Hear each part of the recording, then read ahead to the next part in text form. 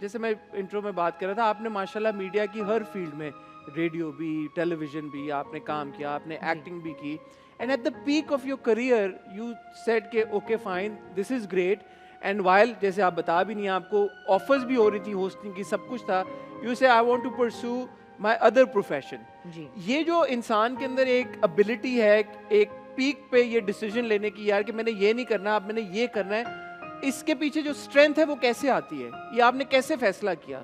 क्या वो फैक्टर्स थे कि जिसने आपको ये हिम्मत दी कि यार ओके, पैसे भी ऑब्वियसली फाइनेंशियली भी एक इम्पोर्टेंट एस्पेक्ट होता है, कि आपने फैसला किया कि नहीं यार आई विल डू दिस? अच्छा हसन, मुझे लगता है मैंने अपनी लाइफ में ना डिसीजंस सारे बहुत सोच समझ के उस तरह से नहीं लिए, जो लाइफ जिस तरह मुझे लेती गई, गो विद द फ्लो वाली बात थी। लेकिन मेरे ऊपर एक टाइम, एक फेज़ मेरी लाइफ में ऐसा आया था जब मुझे बहुत सारे रिश्ते, उनकी हकीकतें बड़ी फीकी लगने लगी थी, अब भी लगती हैं, लेकिन मुझे लगा था कि शायद मैंने उस रिश्ते पे जो मेरे और अल्लाह के दरमियान है उस पर उस तरह से काम नहीं किया, उसको कभी उस तरह से एक्सप्लोर ही नहीं किया जो एक बंदा खुदा की ज़ात के साथ। तो अब मुझे इस पर फर्म बिलीव है कि ये सारी चीज़ें जो दुनिया में हैं, इंक्लूडिंग माई औलाद, रिश्ते, माँ बाप, बहन भाई, सब, मेरा सबसे सच्चा रिश्ता उस ज़ात के साथ है। वहीं से मुझे स्ट्रेंथ आती है। मैं कहाँ हूँ, किस जगह हूँ, इनमें से शायद मेरे आसपास के लोगों की सपोर्ट ज़रूर हो सकती है, इसमें हाथ किसी का नहीं है फ्रैंकली। ये बस उसने शायद तय किया हुआ था। मैं आपका एक इंटरव्यू देख रहा था समीना जी के साथ जो आपने किया था, थोड़ी सी पर्सनल बात है, it's completely fine if you don't want to engage and answer that, but सिर्फ इसलिए कि शाइस्ता जी एक हमारे ड्रामों में जिस तरह के ख़वातीन के किरदार दिखाए जाते हैं और सोसाइटी में भी, आपने भी उस इंटरव्यू में बात की थी, मुझे बड़ी वो हिट की कि रिलेशनशिप अगर जैसा भी है, आप उससे आपको बाहर नहीं आने दिया जाता हमारी सोसाइटी में, चाहे आप जितने भी नाखुश हों या मिजरेबल हों, या दोनों लोग अगर if two people are not able to work it out, pressure ही होता है कि यार कि नहीं, यू हैव टू। सोसाइटी का प्रेशर होता है, आपको आपकी औलाद के फ्यूचर का प्रेशर होता है। कल को आपके बेटे बेटी को कोई ये उठ के ना कह दे कि आपकी मदर ने ये किया या आपके फादर और मदर के दरमियान ये हो गया था। बहुत सारे, कल मेरे माँ बाप को, मेरे भाइयों को कोई, तो बहुत सारे प्रेशर्स होते हैं जो एक बेटी, एक माँ लेके सोसाइटी में रह रही होती है। मेरा सवाल उससे रिलेटेड ये था कि as somebody who came out of one relationship and then mashallah you married again, ये वाली जो एक सपोर्ट या इंस्पिरेशन आप अगर दे सकें घर पे जो बैठी खवातीन हु इन सिमिलर सर्कमस्टांसेस, तो आप उनको क्या कहना चाहेंगी? कि जो इस तरह की सिचुएशन में बहुत सारी हमारी खवातीन हैं जो फंसी हुई होती हैं, उनको नहीं समझ आ रहा होता वो क्या करें, और यही वाली बात है, pressures pressures pressures, what advice would you give to them? अब मैं उन सारी माओं को ये कहना चाहूँगी, आप ज़रूर सोचें अपनी औलाद के लिए, आप ज़रूर सोचें आसपास जो लोग हैं उनके लिए, मगर अगर आप खुद खुश नहीं होंगी ना, तो ना आप अच्छी माँ बन सकेंगी, ना आप अच्छी बेटी बन सकेंगी, ना आप अपने ऑफिस में अच्छा परफॉर्म कर सकेंगी, ना आप अच्छी बीवी बन सकेंगी। सो इससे बहुत बेहतर है कि एक बीमार रिश्ते से आप निकल के सोचें, तो शायद आप शायद उस शख्स के लिए भी आप एक ख़ास रिश्ते में बहुत अनहेल्दी हों, लेकिन जब आप उससे निकल जाएंगी तो शायद आप दोनों की अच्छी सपोर्ट के साथ औलाद बहुत अच्छी पल सके, उनको आप एक बेहतर इंसान बना सकें, बेहतर इन्वायरमेंट दे सकें, जहाँ उन्हें ये पता है कि बाप की रिस्पॉन्सिबिलिटी ये होती है, माँ की रिस्पॉन्सिबिलिटी ये होती है। आप ऑफिस जा रही हैं तो आपके फादर उनको बेबी सिट करेंगे, और अगर वो जा रहे हैं तो आप उन्हें सपोर्ट करेंगी।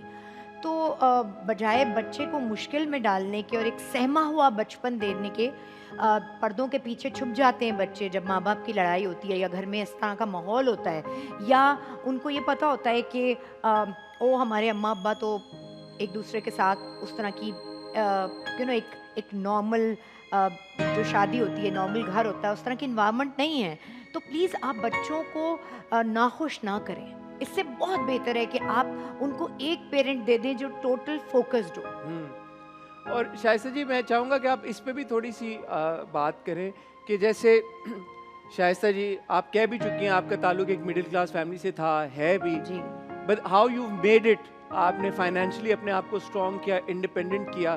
तो बहुत सारी लड़कियां जो घरों में हैं जो ये सोचती हैं कि यार हमारे पास कोई ज़रिए आमदन नहीं है, या हम अपनी फैमिली को किसी तरह से, जो गरीब घराने में लोग हैं, कि हम उनको भी सपोर्ट करें। असल में सदके आपकी इस बात के, मैं बहुत ये बात किसी भी प्रोग्राम में करना चाहती थी, लेकिन मुझे लगता था इतनी बोरिंग बात कोई होस्ट बर्दाश्त नहीं कर सकता। मैं आपको सलूट करती हूँ कि आपने ये सवाल मुझसे किया। फाइनेंशियल इंडिपेंडेंस किसी भी लड़की के, हर इंडिविजुअल के लिए बहुत इम्पोर्टेंट है, लेकिन किसी भी लड़की के लिए अपनी ज़िंदगी को अपनी चॉइसेस के मुताबिक गुजारने के लिए बहुत ज़रूरी है, बहुत ज़रूरी है। वो अपनी लाइफ, जो मेरी लाइफ मुझे दी गई है, मेरे अब्बा को या मेरे भाई को नहीं दी गई, या मेरे बेटों को या मेरे हस्बैंड को नहीं दी गई। मेरी लाइफ है, मुझे डिसीजन लेना है। अगर मैंने आगे पढ़ना है, अगर मैंने जो भी करना है, मेरे डिसीजंस होने चाहिए। मैंने ड्रामा करना है, नहीं करना, मैंने मेडिकल करना है, मैंने एक और ब्रांच खोली, ये मेरे डिसीजंस होने चाहिए। मुझे इसके लिए तो बहुत ज़रूरी है कि सबसे पहले आप अपने पैरों पे खड़ी हों, और उसके लिए तालीम भी ज़रूरी है एक हद तक, लेकिन अवेयरनेस, सेल्फ अश्योरेंस बहुत ज़रूरी है।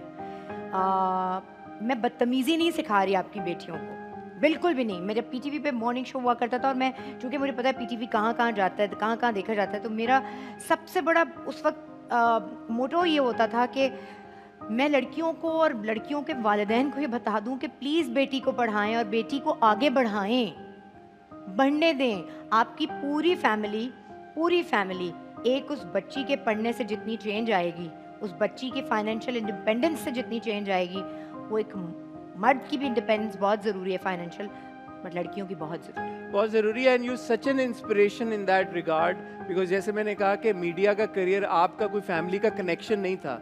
It wasn't like your parents were part of the industry, बल्कि आपने ये कहा कि आपकी बड़ी कंजर्वेटिव एक फैमिली है, और आपको ऐसा नहीं था कि बहुत खुली डुली परमिशन थी उसमें जाने के लिए। तो आपने उन चैलेंजेस को फेस करते हुए आपने बड़े अच्छे तरीके से अपने आप को वहाँ पे रखा, आपने फाइनेंशियली इंडिपेंडेंट किया, और उसके बाद जो आपका एक और प्रोफेशन है उसमें फिर आपने अपने आप को फाइनेंशियली इंडिपेंडेंट किया। तो if Shaista Lodhi can do it यार, भाई if Shaista ji can do it, so can you यार। तो जो घर पे स्पेशली यंग लड़कियां देख रही हैं, हिम्मत करें, और जो भी अपॉर्चुनिटी शाइस्ता जी अवेलेबल हैं उसको परसू करने की कोशिश तो करें। यू नेवर नो कि कौन सी अपॉर्चुनिटी क्लिक कर। बिल्कुल सही। और ये नहीं कि ये हो नहीं सकता, बाहर लगा दें, शादी के बाद पढ़ाई नहीं हो सकती, ये नहीं हो सकता, वो, ये सब सोसाइटी की लर्निंग है। ये सब हमने, चूँकि हमने आसपास देखा है, हम तोड़ क्यों नहीं सकते इन चीज़ों को? कौन कहता है आप एक उम्र के बाद पढ़ नहीं सकती, ये नहीं कर सकती, वो नहीं कर सकती, शादी हो जाए तो ऑब्वियसली आपको अपनी फैमिली को टाइम देना होता है।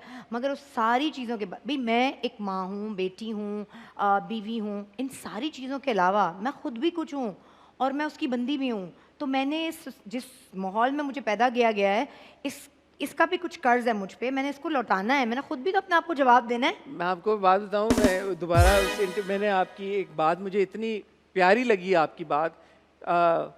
आपसे जब समीना जी ने पूछा कि मौत क्या है, and you like, I am ready for it, I am ready to die at any moment.